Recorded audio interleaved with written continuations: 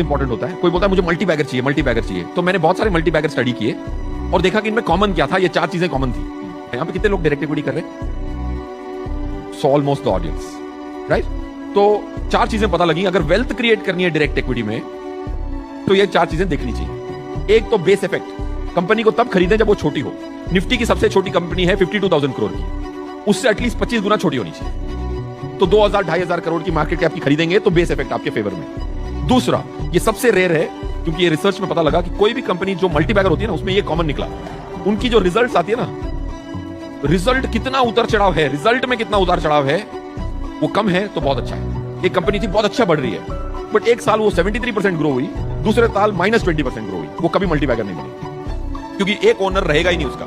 अच्छा रिजल्ट आएगा तो दूसरे ओनर होंगे, रिजल्ट खराब आते ही वो ओनर चले गए, नए ओनर आएंगे। तो मल्टी बैगर्स के लिए लो वॉलेटिलिटी ऑफ अर्निंग्स चाहिए। तीसरा, स्टॉक में कवरेज कम चाहिए।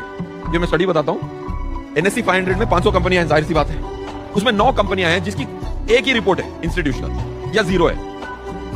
उसकी निफ्टी के मुकाबले निफ्टी से कम रिस्क आती है उसमें। कवरेज ज्यादा हो तो ज्यादा वॉलेटिलिटी होती है उसमें, ज्यादा वॉलेटिलिटी होती है तो रोज ओनर बदलते हैं। So these were the 3 learnings. And चौथा लर्निंग, बहुत सारे almost about 2700 direct equity portfolio, आप सबने हाथ उठाए ना, हमने स्टडी किया। 2700 क्लाइंट बोलता है मैं म्यूचुअल फंड करूंगा क्यों, मैं तो डायरेक्ट इक्विटी कर रहा हूं। तो हम उसको टेस्ट करके देखे कि क्या उन्होंने निफ्टी को बीट किया।